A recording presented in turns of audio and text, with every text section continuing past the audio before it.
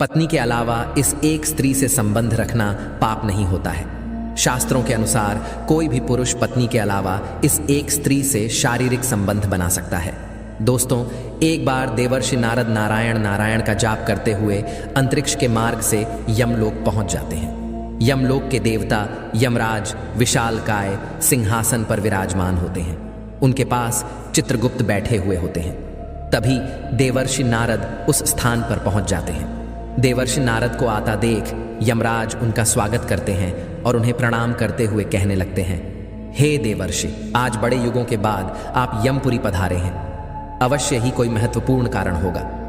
कृपया आप हमें बताने की कृपा करें कि आप किस प्रयोजन से आज यमपुरी आए हैं। तब नारद जी कहते हैं, हे धर्मराज, आप मृत्यु और न्याय के देवता हैं। तीनों लोकों के प्राणियों को उनके कर्मों के अनुसार दंड देने का कार्य आप करते हैं। आपके पास समस्त प्राणियों और चराचर का लेखा जोखा रखा हुआ है। पापी मनुष्यों को आप नरक में डालते हैं और पुण्यवान मनुष्य को आप स्वर्ग में भेजते हैं। इसीलिए आपको मनुष्यों के सभी पाप और पुण्य कर्मों का ज्ञान है। मैं आपके पास एक विचित्र प्रश्न लेकर आया हूं। कृपया आप मेरे इस प्रश्न का उत्तर दें। फिर यमराज कहते हैं, हे देवर्षि, आप सत्य कहते हैं। हमारे पास तीनों लोकों के प्राणियों का लेखा जोखा रखा हुआ है, क्योंकि प्रभु ने हमें यही कार्य सौंपा है।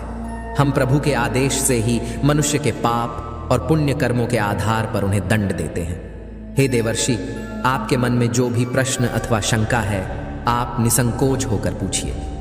हम अपने सामर्थ्य के अनुसार उनका समाधान अवश्य करने का प्रयास करेंगे। तब देवर्षि कहते हैं, हे यमराज, शास्त्र कहते हैं कि एक पुरुष को केवल एक ही स्त्री से विवाह करना चाहिए, एक ही स्त्री से संबंध बनाना चाहिए। किंतु मैंने यह भी देखा है कि कुछ मनुष्य अनेक विवाह करते हैं, अनेक स्त्रियों से संबंध रखते हैं। क्या यह पाप नहीं है? क्या ऐसे मनुष्यों को नरक में डाला जाता है? इस पर शास्त्र क्या कहते हैं? क्या कोई मनुष्य अनेक स्त्रियों से विवाह कर सकता है? कृपया आप मेरी इस शंका को दूर करें। यमराज कहने लगते हैं, हे देवर्षि, आपने समस्त मानव जाति के कल्याण के लिए उचित ही प्रश्न किया है। संसार में मनुष्य एक से अधिक विवाह कर सकता है या नहीं? इसका उत्तर देने से पूर्व मैं आपको एक कथा सुनाता हूं। इस महान कथा में आपको सभी प्रश्नों के उत्तर मिल जाएंगे। इसीलिए आप इस कथा को ध्यान से जरूर सुनें। जो भी इस कथा को ध्यान से सुनता है, मैं उसके 32 अपराध माफ करता हूं। फिर नारद जी कहते हैं, हे धर्मराज, आप उस कथा को अवश्य कहिए, मैं उसे ध्यान से पूरा सुनूंगा। तब यमराज नारद जी को वह महान कथा सुनाते हैं। प्राचीन काल की बात है।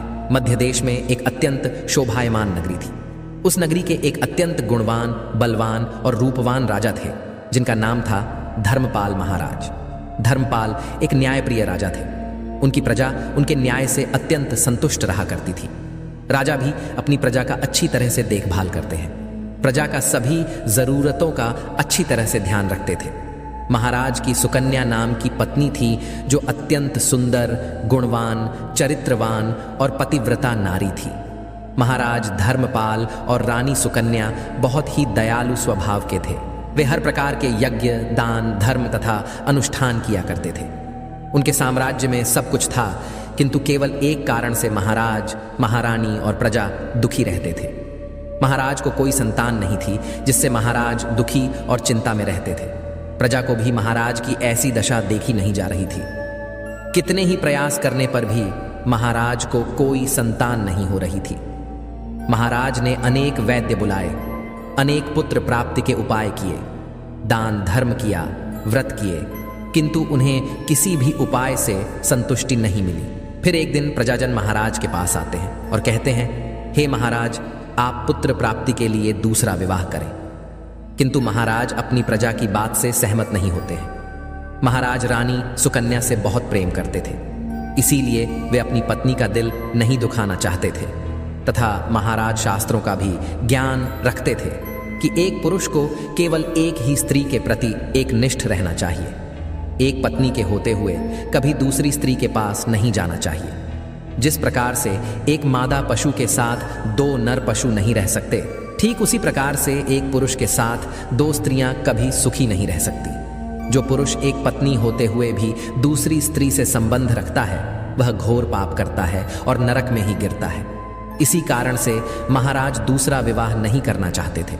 फिर प्रजाजन महारानी के पास जाकर उनसे आग्रह करते हैं कि वे महाराज को दूसरा विवाह करने के लिए मनाएं। तब रानी सुकन्या भी प्रजा के दुख समझती है और महाराज के पास आकर कहने लगती है, हे स्वामी, आप कृपया दूसरा विवाह कर लीजिए। हमारे राज्य को भविष्य में एक राजा की आवश्यकता पड़ सकती है। फिर महाराज रानी को भी मना करते हैं और कहते हैं, हे प्रिय, यदि मैं दूसरा विवाह भी कर लूंगा तो मैं पाप का भागी बन जाऊंगा, मुझे नरक में ही जाना पड़ेगा। और तुम बताओ, क्या तुम मेरे दूसरे विवाह से खुश रह पाओगी? तब रानी कहती है, हे स्वामी, आपकी खुशी में ही मेरी खुशी है। मैं मेरी सौतन को अपनी बहन मानकर प्यार दूंगी। कृपया आप संकोच न करें, मुझे इससे क्षण मात्र भी दुख नहीं होगा। मैं आपको विवाह के लिए सहमति देती हूं। तब महाराज कहते हैं, हे देवी, किंतु मुझे उस पाप से कौन बचाएगा जो एक स्त्री के होते हुए भी दूसरी स्त्री के साथ संबंध रखने से मिलता है। इस पाप से कोई मुक्ति नहीं है। मैं ऐसा घोर अनर्थ नहीं करना चाहता। उधर स्वर्ग लोक से महाराज के सभी पूर्वज इस घटनाक्रम को देख रहे होते हैं। वे अपने पुत्र के ऐसे व्यवहार से अत्यंत दुखी हो जाते हैं। यदि महाराज को पुत्र नहीं होगा तो कुल का विनाश हो जाएगा। इसी भय से सभी पूर्वज बहुत दुखी हो जाते हैं। फिर एक दिन सभी पूर्वज महाराज के सपने में आकर उन्हें दर्शन देते हैं और कहते हैं, हे पुत्र, तुम्हारे कारण हमारी दुर्गति हो रही है, हमारे कुल का विनाश हो रहा है। तब महाराज अपने पूर्वजों से कहते हैं, हे महात्माओं, मैंने ऐसा कौन सा पाप किया है जो आप सभी इतने दुखी हुए हैं?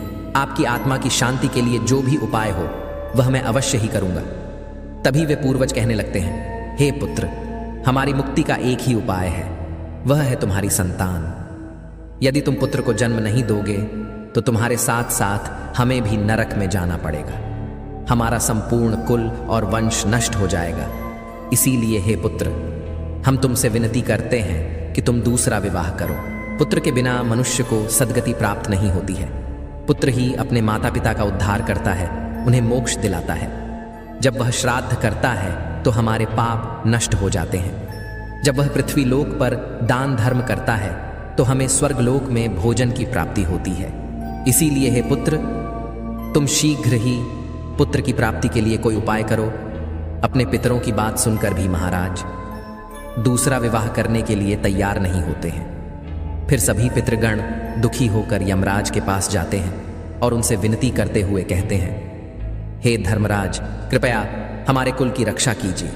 हमारे पुत्र की कोई संतान नहीं है और संतान के बिना हमारा कुल नष्ट हो जाएगा। कृपया आप हमारे पुत्र को दूसरा विवाह करने की आज्ञा दें। फिर यमराज कहते हैं, हे महात्माओं, मैं अवश्य ही तुम्हारे पुत्र को समझाऊंगा और उसे पुत्र प्राप्त करने के लिए प्रेरित करूंगा। ऐसा कहकर यमराज पृथ्वी लोक पर आते हैं और एक साधु का रूप धारण करके महाराज धर्मपाल के दरबार में जाते हैं। उन साधु को देखकर महाराज धर्मपाल अत्यंत प्रसन्न होते हैं और उनका आदर सत्कार करते हैं। फिर उनसे पूछते हैं, हे महात्मा, आप कौन हैं? किस प्रयोजन से आप हमारे इस राज्य में पधारे हैं? आपके मुखमंडल का तेज देखकर यह प्रतीत होता है कि आप अवश्य ही कोई बड़े तपस्वी हैं। तब वह साधु उस राजा से कहते हैं, हे वत्स, मैं साक्षात यमराज हूं। तुम्हारे पूर्वजों के द्वारा प्रार्थना करने पर ही मैं स्वयं तुमसे मिलने के लिए आया हूं। वह साधु महाराज से कहते हैं, हे वत्स, तुमने अपने पूर्वजों को रुष्ट कर दिया है, जिससे तुम्हारा सारा साम्राज्य नष्ट हो जाएगा। पुत्र के बिना तुम्हारी दुर्गति हो जाएगी, तुम्हें कभी मोक्ष की प्राप्ति नहीं होगी। शास्त्र कहते हैं कि मनुष्य को मोक्ष प्राप्ति के लिए पुत्र को जन्म अवश्य देना चाहिए। फिर महाराज कहते हैं, हे धर्मराज, मैं विवश हूं। मैं दूसरा विवाह करके पाप का भागीदार नहीं बनना चाहता।